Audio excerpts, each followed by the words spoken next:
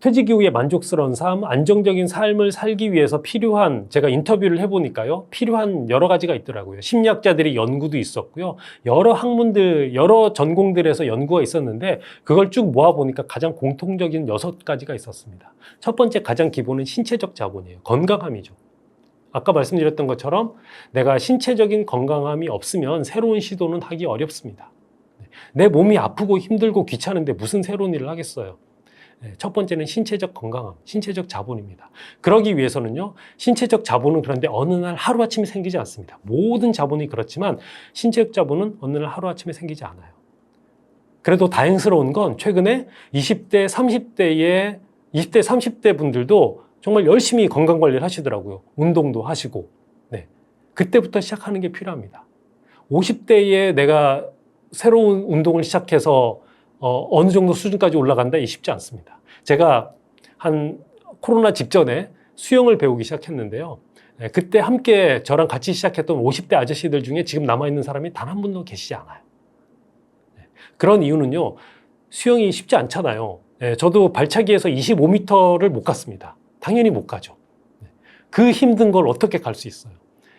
당연히 못 가죠. 그런데 어쨌거나 뭐 연습을 하면서 발차기를 해서 25m를 가게 되고 25m 갔다가 다시 50m 돌아올 수 있게 되고 이런 약간 조금씩 체력을 쌓아가는 또 이렇게 실력을 쌓아가는 이런 과정들을 견딜 수 있었던 이유는 뭐냐면 30대부터 무언가 수영은 아니더라도 뭔가 다른 운동을 해오면서 근육이 완전히 풀어지지 않았기 때문에 그렇대요. 그건 저의 얘기가 아니라 저희 수영 코치가 해준 얘기입니다. 50대 아저씨들이 와서 대부분 다 한두 달 만에 포기하는 이유는 그 전에 전혀 준비가 되어 있지 않기 때문에, 체력적인 준비가 전혀 되어 있지 않기 때문에 수영장에 와서 한두 달이면 본인의 체력적인 한계를 느끼고 또 재미가 없고 힘들고 이러니까 중도 포기를 한다는 거예요. 신체적인 자본은 젊으면 젊을수록, 어릴 때 준비하면 준비할수록 훨씬 더 유리하더라라는 거고요. 두 번째는 경제적인 자본입니다. 경제적 자본이 많으면 많을수록 나에게 내가 선택할 수 있는 여지가 훨씬 더 많아지고 내 삶이 훨씬 더 풍요롭고 안정되는 건 틀림없는 사실입니다. 그런데 우리 모두가 건물주는 아니잖아요. 그래서 어느 정도 내가 갑작스러운 변화에 대처할 수 있을 만큼 대처할 수 있을 정도의 경제적인 준비, 경제적 자본들은 필요하더라 이고요. 그래서 실제로 많은 그 투자 전문가들은 이렇게 이야기합니다. 특히 대한민국 사회에 거품이 많이 크다, 많이 끼어 있다고 이야기해요. 뭐 아시겠지만 한국 사회의 가계부채 문제는 세계적인 문제이거든요.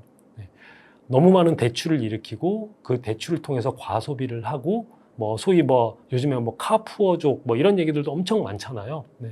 그래서 이 금융 전문가들은 이렇게 이야기합니다. 우리가 생각하는 것보다 젊은 시절부터 아껴 써야 한다.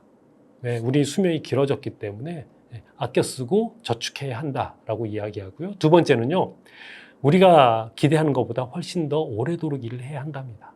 실제로 그 한국의 노동부의 서베이 자료를 보면 한국 사람들 지금 50대들은요 평균 70세까지 일을 하고 싶다고 이야기를 해요. 70세까지 일을 하고 싶다는 이유는 뭐냐면요, 경제적인 문제를 해결해야 한다는 거고. 물론 내가 좋아하고 잘하는 일을 취미 삼아 하는 분들도 당연히 그 안에 포함되시겠지만 많은 분들은 여전히 경제적인 문제를 해결하는데 어려움을 겪는다는 이야기입니다. 그래서 경제적 자본 또한 굉장히 중요하고요. 세 번째는 인지적 자본입니다. 인지적 자본은 소위 말해서 학위, 학벌, 학력 이것만을 이야기하진 않아요. 여기서 말하는 인지적 자본은 문제 해결 능력입니다. 저희 집에 얼마 전에 이 마룻바닥이 깨져가지고요, 고쳐야 되는데 제가 고칠 줄 모르잖아요. 그럼 그 문제 해결을 할 수 있는 분이 제 주변에 계시겠죠. 그런 일을 하고 계시는 분들, 실내 인테리어 하시는 분들이 이런 것처럼 학위나 학벌 이런 게 아니라요, 내가 타인들의 문제를 해결해주고 그 문제 해결의 대가로 뭔가 활동들을 할 수 있으면, 그게 경제적인 대가를 받던 아니면 내 어떤 삶의 만족이나 어떤 기쁨을 충족시키던, 또 제 주변에 아시는 어느 퇴직한 임원분은 숲 해설사로 활동하고 계세요. 돈은 전혀 되지 않는데요. 그런데 이분은 퇴직하고 나서 나무에 대해서 전문적으로 나무를 공부를 하고 또 이런 그 나무 공부에서 넘어서서 역사를 공부를 하고 이러면서 숲 해설사로 자원봉사를 하고 계시거든요. 이것 또한 인지적인 능력이죠. 내가 무언가 앞으로 퇴직한 이후에 내가 사회적 활동을 하기 위해선 내가 남들에게 제공할 수 있는 무언가가 있어야 합니다. 인간은요, 내가 갖지 않은 걸 타인에게 줄 수 없어요. 내 주머니에 단돈 1,000원도 없는데 누군가에게 생수 한 병을 사줄 수 없는 것과 똑같은 원리입니다.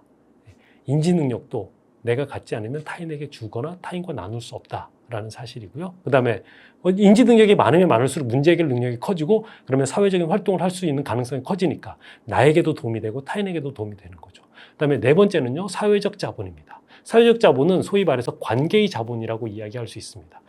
예를 들어서 아는 사람이 많으면 내가 사회적 자본이 많은 거죠. 사회생활 해보신 분들은 다 경험하셨겠지만 대부분의 문제는 사람들을 통해서 이루어집니다. 사람들을 통해서 해결이 돼요. 다시 말하면 내가 아는 사람이 많으면 많을수록 활동을 할 수 있는 기회도 늘어나고요. 그 활동을 통해서 좋은 결과를 만들 수 있는 가능성도 커집니다. 그래서 사회적 자본을 쌓아놓는 것들이 필요해요. 요즘 그래서 20대, 30대 분들이 온라인에서만 활동을 하는 것들은 자칫 앞으로 사회가 어떻게 변할지 잘 모르겠지만 자칫 자신의 사회적인 관계를 너무 축소시킬 가능성도 있습니다.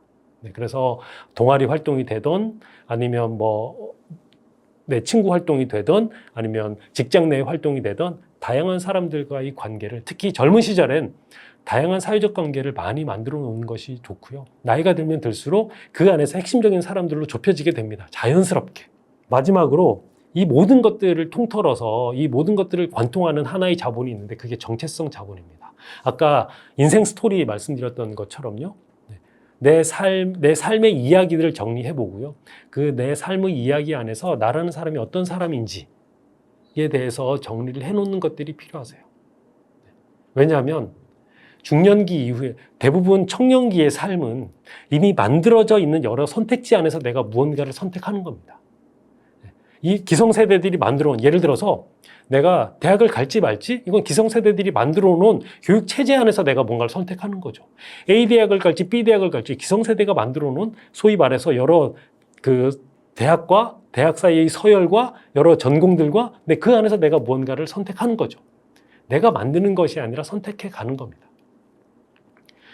직장 생활 하는 것도 그렇고요. 이직을 하는 것도 그렇고요. 이미 기존의 체제 안에서 내가 무언가를 선택하는 것이죠. 그런데 중년기 이후의 삶은요. 물론 넓게 보면 사회적으로 만들어져 있는 체제 안에서 내가 무언가를 선택하는 것이지만 명확히 보이지 않아요. 그 선택지들이 보이지 않습니다. 중년기 이후에 내가 무엇을 할지 수많은 직업이 있어요. 수많은 활동들이 있습니다. 그 안에서 내가 무언가를 선택해야 하는데 가이드가 전혀 없어요. 그러면 난 뭘 가지고 선택할 것인가? 그걸 찾는 기준이, 그걸 찾는 방법이 내 인생 스토리입니다. 그게 정체성이에요. 내가 뭘 잘하고, 뭘 좋아하고, 어떨 때 신나고, 어떨 때 성과를 만들 수 있고, 어떨 때 기운이 넘치고 기분이 좋은지.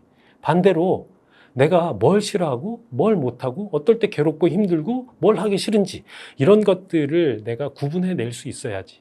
그러니까 구분해내는 뭔가 내 삶의 기준들이 있어야만 수많은 선택지들 안에서 그 선택의 폭을 좁힐 수 있고 가장 좋은 선택을 하실 수 있더라라는 그런 의미에서 삶을 구성하는 자본, 마지막은 정체성 자본이더라 이렇게 말씀드릴 수 있을 것 같습니다. 참 어려운 질문인 것 같아요. 아마 이게 전체 질문 중에 가장 어려운 질문인 것 같은데 저는 우리 인생은 그냥 미생인 것 같아요. 과연 완생이라고 이야기할 수 있는 삶의 형태라는 것이 있을까라는 생각이 들고요. 다만 그러면 어떤 삶이 완생에 가까운가 생각해 보면 저는 어제보다 나아진 삶, 어제보다 성장한 삶, 어제보다 발전한 삶이 저는 완생인 것 같습니다. 저희 아이가 시험을 쳐오면 시험 점수를 받아오면 많은 부모님들이 그러세요. 80점 받아오면 야 조금만 더 노력해 이제 곧 90점이야. 90점 받아옵니다. 야, 이제 다 왔어. 좀만 하면 100점이야. 늘 우리는 지금보다 뭔가 더 나은 것, 더 좋은 것, 더 많은 것을 기대하고 사는데 당연히 좋죠. 좋은 목표입니다. 다만 그런 것보다는요. 우리가 어제보다 나아졌는가? 그러니까 예를 들어서 80점 받던 아이가 90점 받아왔으면 잘했어, 애썼어, 수고했어. 90점 받던 아이가 95점 받아왔으면 정말 훌륭해. 지난번보다 이렇게 많이 이렇게 스스로 성장과 또는 발전과 노력을 인정하고 칭찬하는 것처럼 제가 생각하는 완생은 뭐 이것이 완생의 철학적인 의미가 될지는 잘 모르겠는데요. 네. 어제보다 나아진 것, 어제보다 성장한 것, 어제보다 발전한 것, 네. 이런 것들이 그냥 완생에 가까운 삶이 아닐까? 네. 그런 생각을 해봅니다.